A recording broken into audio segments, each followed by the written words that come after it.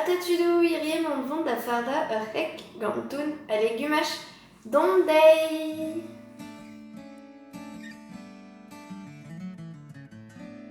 Ret e vo deoc'h kaout 40 gram a pevarugenn bleut, 3 u, 40 gram keuz gwenn, ur sac'hadig gwell kimiek, 10 loyad vraz e houl olivez, ur gourgetezenn, 10 garotezenn, 200 gram toun, holen, pebr, greun kumin, a louzoù Provence. Dibuskid an 10 garotezenn,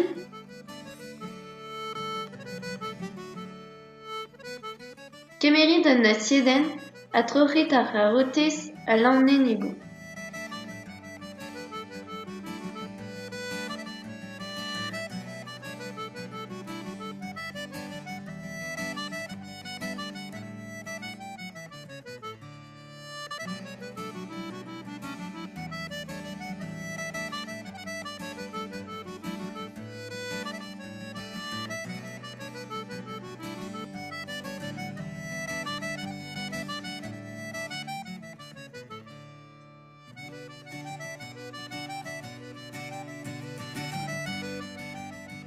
Lakid a goste ar c'harotez. Dibluskit ar gourgetezenn, a troc'hit meil a-damm.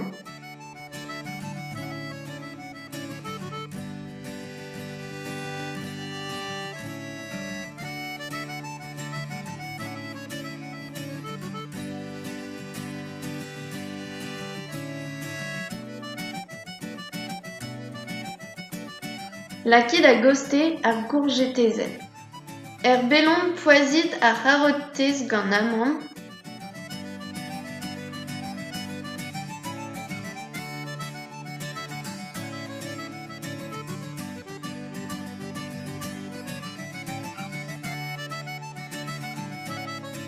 laoskit da yenad ar c'harotez en asiedenn.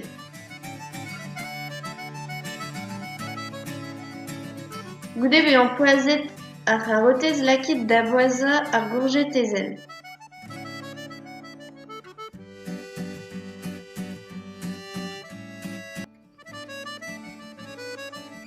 Laoskit da yenad ar gourgetezenn en asiedenn.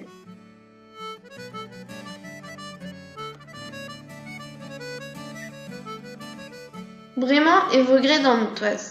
Meskit gant ar bleut, ar gwell kimiek, ar greun kumin, ar pebr, a louzoù Provence hag an holen.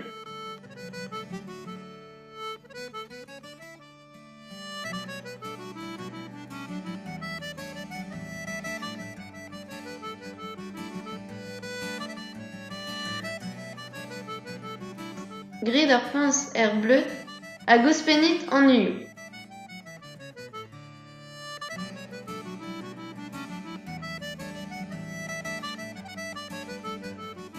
Meskit.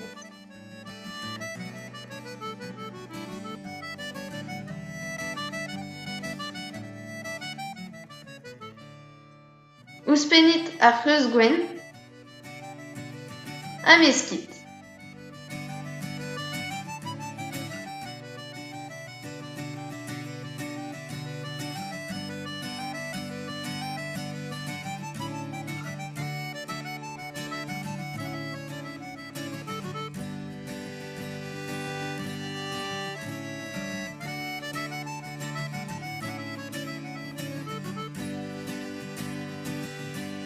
Ouzhpennit an 10 loyad vraz e houl olivez ha meskit mat.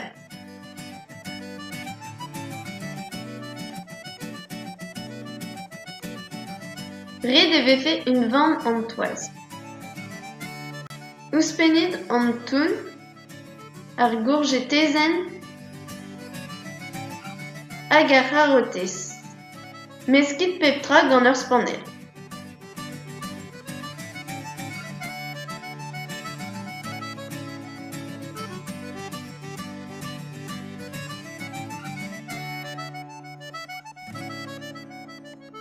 Tabezit gant paper parch ur voul, a skuliet an toaz ennañ.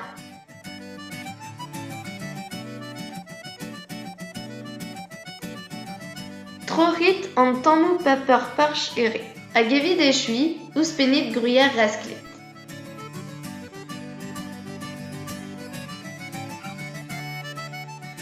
Lakit da boaza feurm tomet da kanderez a pevar-ugent e pat pemp minutenn a daou-ugent. Gallout a rit servij ar c'hek gant un tamm saladenn. Kalon digor!